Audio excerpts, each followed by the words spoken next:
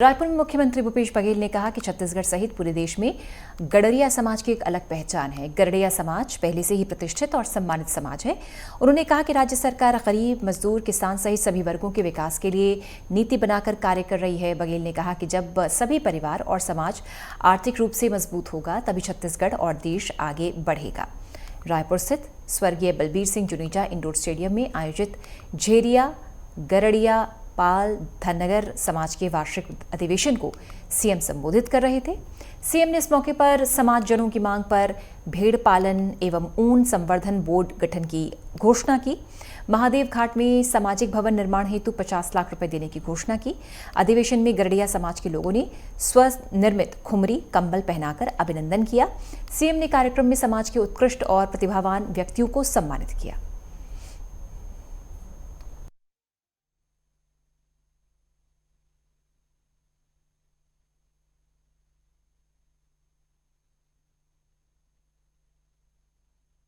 राज्यपाल विश्वभूषण हरिचंदन को राजभवन में भारत स्काउट्स एंड गाइड्स संगठन द्वारा मुख्य संरक्षक का परंपरागत स्कार्फ एवं बैच से सम्मानित किया गया।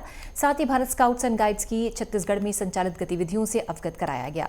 इस अवसर पर राज्यपाल ने स्काउट्स प्रॉमिसेस के वाचन द्वारा भारत स्काउट्स एंड गाइड्स संगठन के सभी सदस्यों को निरंतर देश हित में लोगों की मदद करने और स्काउट नियमों के पालन करने की याद दिलाई।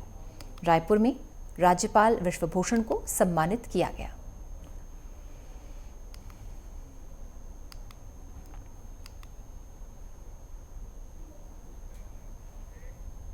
संसदीय सचिव एवं विधायक विकास उपाध्याय ने बंजारी नगर में एक सामुदायिक भवन निर्माण कार्य का लोकार्पण किया। इसी के साथ उन्होंने बंजारी नगर के लोगों से मुलाकात की, उनकी समस्याओं पर चर्चा की। इस मौके पर बड़ी संख्या में कांग्रेस कार्यकर्ता और स्थानीय लोग मौजूद रहे।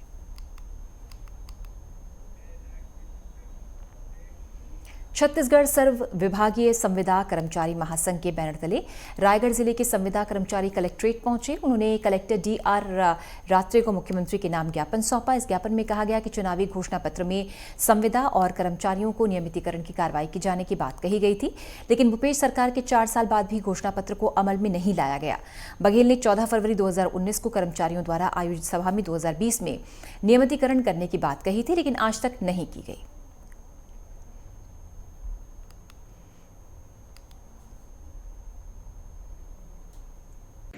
हम लोग छत्तीसगढ़ सर्व संविदा कर्मचारी महासंघ से हैं। हम लोग को लगभग 27 से 25 साल हो चुके हैं संविदा में काम करते हुए, और हम लोग अभी तक संविदा में काम कर रहे हैं। काम जितना नियमित कर्मचारी काम करता है उतना हम भी कर रहे हैं, लेकिन हम लोग को आज तक मतलब संविदा में अनियमित कर्मचारी में काम कर रहे हैं। हम लोग का वेतन और भत्ते बहुत कम है। भत्ते तो है ही नहीं, वेतन बहुत कम है। इसके चलते हम लोग को अपने जीवन यापन करने में बहुत परेशानी हो रही है। तो आज हमने सभी संविदा कर्मचारी संघ ने निर्णय लिया है कि आज के दिन सभी जिले में हम मुख्यमंत्री जी के नाम ज्ञापन सौंपेंगे कलेक्टर महोदय। हमारे रायगढ़ जिला के संविदा कर्मचारी यहाँ उपस्थित हुए हैं और मुख्यमंत्री जी महोदय से निवेदन कर रहे हैं। उस संबंध में लोग एक ज्ञापन दिए हैं और उनका कहना है कि हमें नियमितीकरण किया जाए। हमें बहुत दिन हो गया है नियमित कर्मचारी के रूप में है, और नियमितीकरण करेंगे होगा तो हम लोग का जीवन यापन भविष्य सुरक्षित हो जाए। यही इनका आवेदन है। इसमें कार्रवाई के लिए आगे भिजवाते हैं। बिलासपुर जिले में फिर कोरोना से एक महिला के इलाज के दौरान जान चली गई। 21 साल का बेटा भी कोरोना से संक्रमित था, जिसका निजी अस्पताल में इलाज चल रहा था। महिला 10 दिनों से सर्दी, खांसी, बुखार से पीड़ित थी, जिसका निजी अस्पताल में इलाज जारी था। महिला के RT-PCR से जांच के बाद कोरोना की पुष्टि हुई है। इसके बाद स्वास्थ्य अमला अलर्ट मोड में है। CMHO का कहना है कि विभाग ट्रेसिंग टीम के जरिए श्रीराम टावर्स क्षेत्र के घरों का सर्वे करेगी। महिला के संपर्क में आने वालों का कोरोना सैंपल लेगी। साथ ही स्वास्थ्य विभाग ने लोगों को सावधानी बरतने की अपील भी की है। व्यापार विहार की एक महिला को 17 तारीख को सर्दी, खांसी, बुखार के नाम से शहर के एक निजी नर्सिंग होम में एडमिट कराया गया था।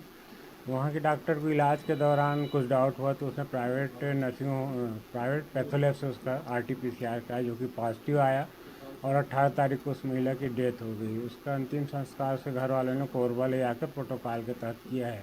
उस महिला के एक बेटा है जिसकी उम्र 23 साल है। उसको कोविड पॉजिटिव आने पर आइसोलेट किया गया है। और उस इलाके की कॉन्टैक्ट ट्रेसिंग शुरू कर दी गई है। मैं अभी फिर से जनता से अपील करना चाहता हूं कि आप लोग भीड़ भाड़ वाले इलाके में जाने से बचें, बाहर से आकर साबुन से हाथ धोएं। ग्राम घानापार घुटकू के ग्रामीणों ने बिलासपुर के कलेक्टर ऑफिस पहुंचकर पारस पावर फैक्ट्री में भारी वाहन के आवागमन में रोक लगाने की मांग को लेकर ज्ञापन सौंपा। इसमें ग्रामवासियों और पारस पावर के जरिए प्रशासन द्वारा समझौता किया गया था। 8 शर्तों का पालन करने का पारस पावर द्वारा सहमति दी गई थी। इसका किसी भी बिंदु का पालन आज तक पारस पावर के द्वारा नहीं किया गया। ग्रामीण अपनी मांगों को लेकर कलेक्ट्रेट पहुंचे, ज्ञापन सौंपा और पारस पावर के खिलाफ उचित कार्रवाई करने की मांग की है। इसके साथ ही उग्र आंदोलन की चेतावनी भी दी है। हमन कलेक्टर ऑफिस आवेदन दे बर आए रहन भैया। हमार गांव घानापारा में पारस पावर कोल्ड फैब्रिकेशन के कोल्ड डिपो खुले हुए है। वो लगभग 4-5 साल पहले से खुले हुए, लेकिन वह भारी वाहन के चलते वह रोड है ऐसा स्थिति में रही कि गांव में यदि कोई मरीज मरत रहे और फ़ोन करते हैं एम्बुलेंस का कि आ जाओ भाई हमारा स्थिति खराब है, तो आए बार खनत नहीं रही से। वह कहत रही से तुमन जोखी तक आवा मरीज के लेके, तो हम जोखी तक आ सकते एम्बुलेंस लेके। छतरपुर जिला के राजनगर बस स्टैंड से रानीगढ़ी के आसपास सड़क किनारे लगी अवैध दुकानों को हटाने के लिए प्रशासन ने बुलडोजर चलाया। अतिक्रमण हटाने की कार्रवाई में छतरपुर कलेक्टर संदीप और एसडीएम राकेश परमार मौजूद रहे और ये कार्रवाई की गई।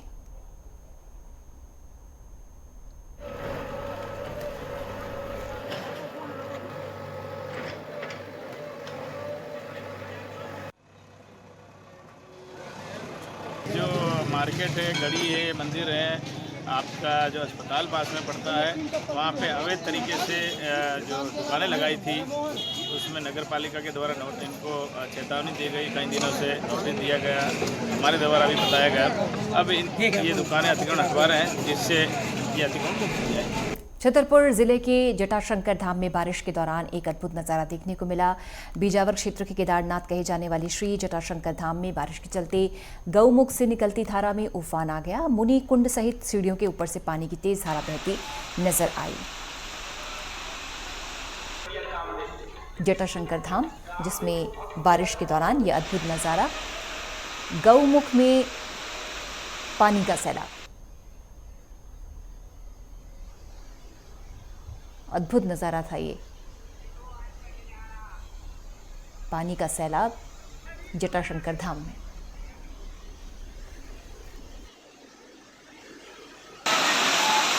अचानक जोरदार बारिश हुई। इस बेमौसम बारिश से श्री जटाशंकर धाम का प्राकृतिक वातावरण तो बहुत ही मनमोहक हो गया, लेकिन इससे फसलों को व्यापक नुकसान की आशंका है।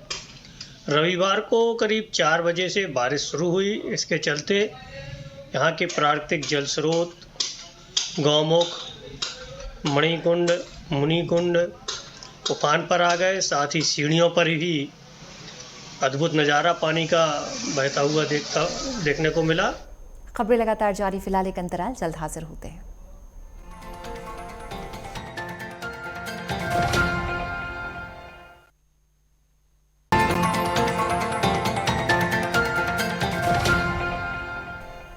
सीहोर का रुख करेंगे, जहां पर बुधनी में गरीबों को बांटे जाने वाले राशन में अनियमितताएं देखने को मिल रही हैं। राशन वितरण केंद्र में मिट्टी वाले गेहूं उपभोक्ताओं को दिए जा रहे हैं। इसके अलावा उपभोक्ताओं को राशन की दुकान पर राशन की पर्ची भी नहीं दी जाती। यहां स्टॉक बोर्ड भी नहीं है। राशन वितरण केंद्र के सेल्समैन ने कहा, प्रशासन से हमें पेपर रोल नहीं मिलता, इसलिए पर्ची नहीं दी जाती है।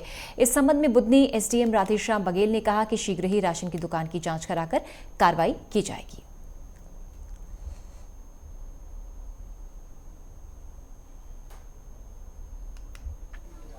कि आपके द्वारा जो अनियमितता के संबंध में ध्यान आकर्षित किया गया है, मैं सबसे पहले आपको धन्यवाद कहता हूं।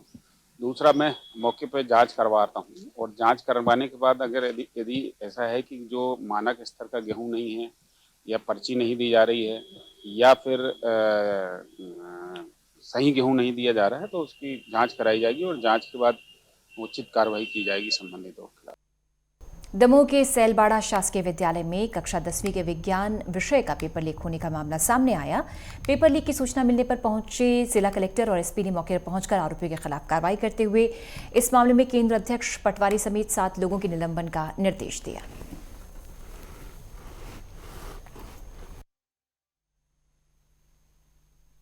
इस घटना की जांच के लिए जैसे ही सूचना मिली थाना प्रभारी तेजगढ़ और थाना तेंदुलखेड़ा से पुलिस पर भेजा गया। साथ में साइबर की टीम को ही रवाना किया गया और पूरी टीम रवाना होकर वहां पे जांच कर रही है। जो चीज़ें सामने आई हैं टीम लगातार कर रही है और इसमें जो है जो प्राथमिक तौर पे आरोपी पाए जाएंगे उन सबके खिलाफ FIR दर्ज की जाएगी। आज फिज़िक्स का हाई स्कूल का पेपर था। आज मेरे पास भोपाल से मैसेज मिला था कि 8:47 8:47 का फिज़िक्स का 4वीं पेज का जो पेपर का है वो उसका एक क्लिप या इमेज जो है उनके पास प्राप्त हुआ है।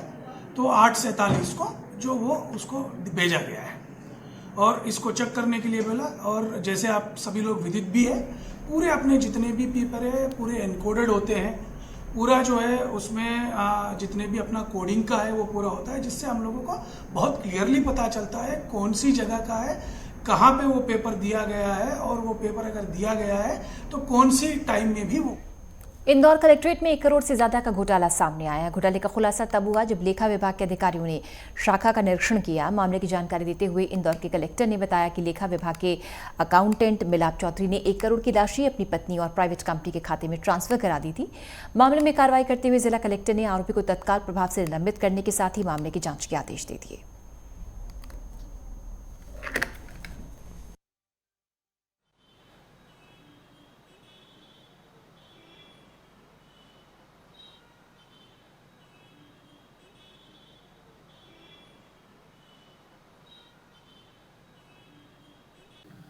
ये एक ट्रेशरी का है ना अकाउंटेंट है एंड मिलाप चौहान का है।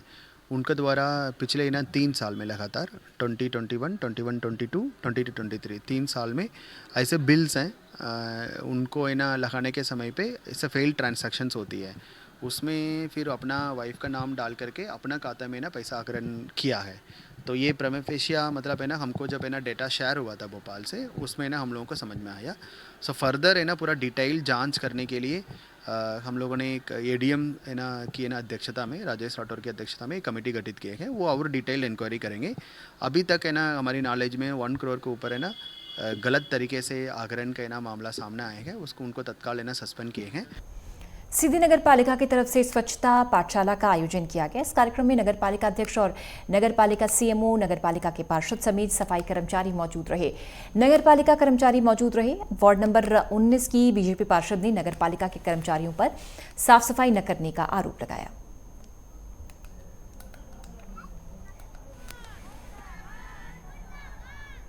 मध्य प्रदेश की दतिया में कलेक्टर संजय कुमार ने जिले में बोर्ड परीक्षाओं में सामूहिक नकल को रोकने के लिए विशेष कदम उठाए। अलग अलग दल बनाए गए हैं जो लगातार परीक्षा केंद्रों का निरीक्षण कर रहे हैं। ऐसे ही एक परीक्षा केंद्र शासकीय high school Sarsai collector Sanjay Kumar पहुंचे। उन्होंने तकरीबन 2.5 घंटे तक स्कूल परिसर में रुककर आयोजित परीक्षा का जायजा लिया। लेकिन कलेक्टर संजय कुमार ने इस बात पर संतोष जाहिर किया कि सोमवार को इस केंद्र पर शांतिपूर्वक और निर्विघ्न तरीके से परीक्षा संपन्न हुई। सरसई के SS स्कूल में मूलभूत सुविधाओं के संबंध में ही कलेक्टर ने जानकारी ली।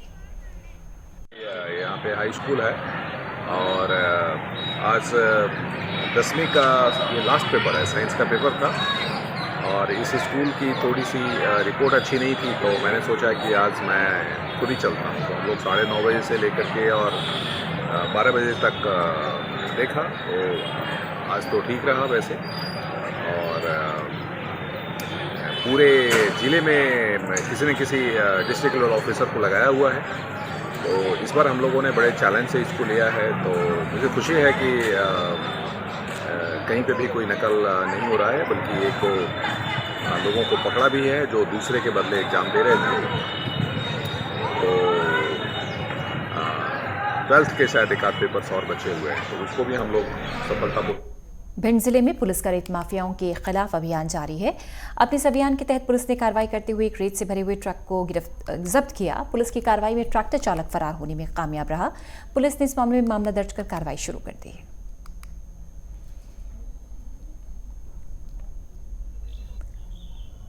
ट्रैक्टर ट्रॉली को जब्त किया है।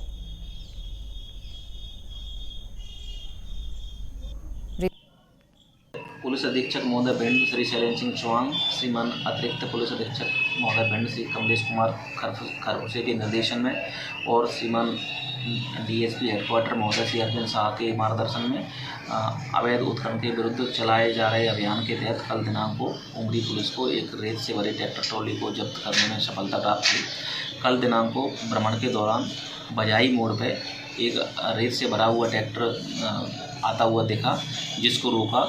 पुलिस को देखकर उसका ड्राइवर भाग गया, जिसमें रेत भरी हुई थी। उसके पास कोई दस्तावेज नहीं थे, तो उसको सुरक्षा थाने खड़ा किया गया है। ग्वालियर में हजीरा पुलिस ने 1.5 लाख कीमत की स्मैक के साथ तस्कर आशीष तोमर को गिरफ्तार किया। पुलिस ने गिरफ्तार तस्कर के खिलाफ नारकोटिक्स अधिनियम की धाराओं के तहत मुकदमा दर्ज किया है। पुलिस ने बताया कि तस्कर यूपी से मध्य प्रदेश स्मैक लाकर बेचा करता था। पुलिस के मुताबिक तस्कर पहले भी स्मैक के साथ पकड़ा जा चुका है। पुलिस को यह सफलता मुखबिर के आधार पर मिली। तस्कर के पास से 15 ग्राम स्मैक मिली है। इसकी अंतर्राष्ट्रीय बाजार में कीमत 1.5 लाख रुपए से ज्यादा बताई गई है।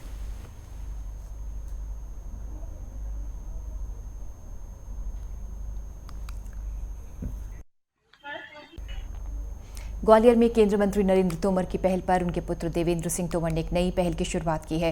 मध्य प्रदेश में एमपी स्टेट ट्रेडिशनल लाठी स्पोर्ट्स टेक्निकल सेमिनार का आयोजन किया जा रहा है। इस संबंध में एमपी स्टेट ट्रेडिशनल लाठी स्पोर्ट्स सेमिनार के प्रदेश अध्यक्ष देवेंद्र सिंह तोमर ने प्रेस वार्ता की। उन्होंने बताया कि प्रदेश भर से आने वाले खिलाड़ियों को प्रशिक्षण देने के साथ ही उनको आगे बढ़ाया जाएगा।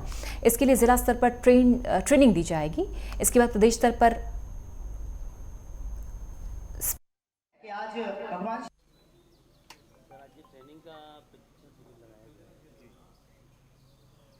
आप सबसे मिलने ये सर ट्रेडिशनल लाठी स्पोर्ट्स एसोसिएशन है और ये ट्रेडिशनल लाठी स्पोर्ट्स एसोसिएशन मध्य प्रदेश जो है इसके प्रदेश अध्यक्ष श्री देवेंद्र प्रसाद सिंह जी तोमर साहब हैं और इनके तत्वाधान में पूरे ज़िले में अलग अलग कमेटियां बनाई गई हैं। इसमें एक ज़िला ग्वालियर के भी मैं नितेंद्र चंद्र ग्वालियर जिला का अध्यक्ष हूँ और ये जो आज जो कार्यक्रम जो हो रहा है इसमें पूरे मध्य प्रदेश से जितने लोग प्रशिक्षण शिविर लगाया गया है जिसमें सभी लोग पूरे जिले मध्य प्रदेश से पधारे हुए हैं, उनको रेफरी और किस प्रकार से इसकी गाइडलाइन तैयार की गई है कि किस तरीके से खेल के नियम और गाइडलाइंस जो हैं किस उसका एक प्रशिक्षण शिविर रेफरीज के लिए लगाया गया।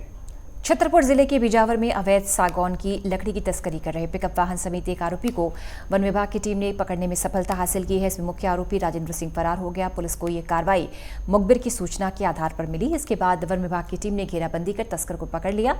मुख्य तस्कर राजेंद्र सिंह निवासी मोहनगंज मौके से फरार हो गया। वन विभाग ने आरोपियों पर वन अधिनियम के तहत अवैध वन कार्रवाई की है।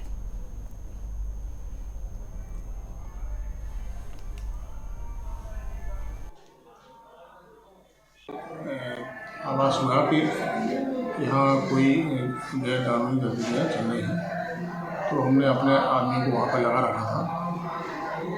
रात में मेरे पास मेरे मुखबिर ने सूचना दी कि यहाँ एक पेड़ कट गया है जटाशंकर रोड पर एवं एक रोड जटाशंकर के गड्ढा पर कटा है, जिसकी लकड़ी पिकअप में भरी जा रही है।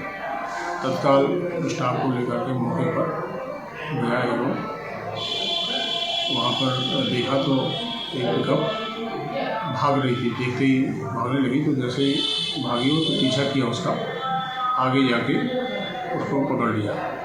उसमें एक आदमी उतर करके तत्काल भागा, जिसको हमारे स्टाफ हरीश द्वारा पहचान लिया गया। इंदौर के सुपर कॉरिडोर पर महाराष्ट्र के ट्रक को रोककर तोड़फोड़ करने वाले 4 आरोपियों को पुलिस ने 24 घंटे में गिरफ्तार किया है।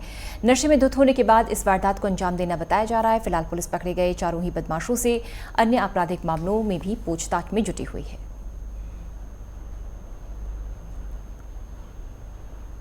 अभी कुछ दिन पहले से एक वीडियो वायरल हो रहा है जिसमें एक ट्रक वाले के साथ में तोड़फोड़ और बाकी सब घटनाओं के संबंध में वीडियो वायरल हुआ है। पुलिस ने इस मामले को फुटेज देखकर मेहनत करने के पश्चात जिन्होंने घटना की थी उनको आइडेंटिफाई किया था। उसके बाद ये सभी एरोड्रम क्षेत्र के निवासी होना पाए गए। इसके आधार पर पुलिस ने इनको राउंड अप किया है। इसमें जो शैलेंद्र नाम का व्यक्ति है, इसका अपने भाई से विवाद हो गया था। विवाद होने के पश्चात शराब पीकर ये अपने साथियों के साथ निकला था और जो पूछताछ में सामने बात आई है कि शैलेंद्र जो शराब पीने के बाद में अपने भाई के विवाद से काफ़ी दुखी हो गया था। उसके पश्चात वो ट्रक के सामने मरने के लिए लेट गया था। सीहोर के जहाजपुर गांव में ग्रामीणों ने एक युवक नितिन गौड़ की हत्या के मामले में कार्रवाई की मांग को लेकर एसडीओपी कार्यालय का घेराव किया। एसडीओपी शशांक गुर्जर ने इस मामले में मृतक के परिजनों को उचित कार्रवाई का आश्वासन दिया। पुलिस मामले की जांच कर रही है।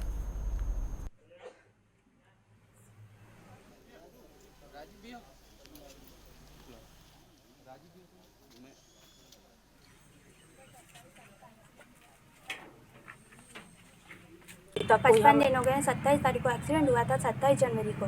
अभी तक कोई कार्रवाई नहीं हुई है। मैंने रहटी थाने में रिपोर्ट दर्ज करवाई थी, पर वहाँ पे मेरी रिपोर्ट लिखी नहीं गई है और वहाँ से वापस लौटा दिया जाता है बार बार। प्रशासन से क्या चाहते हैं आप? न्याय चाहते हैं। सर, मेरे बेटे का 27 जनवरी को मर्डर हुआ है, उसकी आज तक जांच नहीं हो पाई। इस संबंध में ज्ञापन देने आए हैं यहाँ पर। राजपुरा के निवासी हैं। इनके बालक की एक्सीडेंट में मृत्यु हो गई थी। इनका आरोप ये है कि जो ये एक्सीडेंट नहीं, एक सुनियोजित किया गया घटनाक्रम है। इसके संबंध में जो भी तथ्य जांच में आएंगे उसके अनुसार कार्रवाई की जाएगी। जांच भी जारी है और परिवारजनों के जो भी आरोप हैं उनको भी जांच में शामिल किया गया और उन बिंदुओं की भी जांच की जाएगी। बिलासपुर में बीजेपी कार्यकर्ताओं और कोटा सकरी के लोगों ने पुलिस की मनमानी के खिलाफ एसपी कार्यालय पहुंचकर अपना विरोध जाहिर किया। प्रदर्शन के दौरान लोगों का कहना था कि पुलिस बीजेपी कार्यकर्ताओं के खिलाफ मनमानी तरीके से केस दर्ज कर रही है। पुलिस अधिकारियों ने जांच करने का इस मामले में आश्वासन दिया है। घटनाएं हुई एक गनियारी की, जिसमें एक अनुसूचित जाति परिवार के भाई को जो है वो जेल दाखिल किया गया और वहाँ पे रहस्यमयी परिस्थितियों में उसकी मृत्यु हो जाती है। जो सकरी का चक्का जाम है, इसमें लगातार पुलिस जिस तरह से कार्रवाई कर रही है और लोगों को बुला के जो है वो अलग तरह से बातचीत करना, कुछ के नाम जोड़ रही है, कुछ के नाम काट रही है। मैं आपके चैनल के माध्यम से बताना चाहूँगी कि मैं स्वयं उस चक्का जाम की अगुवाई की थी। मैंने लिखित में सकरी में भी दिया है कि यदि होना है FIR तो हमारे खिलाफ हो। तो आश्चर्यजनक तरीके से तखतपुर की विधायक एक निजी संस्थान में जाती हैं, मारपीट करती हैं उनके PSO कांग्रेस के नेता। आज तक पुलिस सफल नहीं हो पाई है उन लोगों की नामजद रिपोर्ट करने के लिए। नहीं, जो उसमें सुप्रीम कोर्ट के गाइडलाइन के तहत चक्का जाम में FIR किया गया है और उसमें भी जांच जारी है। तो जैसे जैसे तथ्य आएंगे उस अनुरूप उसमें विवेचना की जाएगी। राजगढ़ में बारिश और ओले गिरने से किसानों की फसल को काफी नुकसान पहुंचा है। जिले के कलेक्टर हर्ष दीक्षित ने खेलचीपुर का दौरा किया, किसानों की फसलों का जायजा लिया है। किसानों को इस मामले में उचित कार्रवाई का आश्वासन दिया है।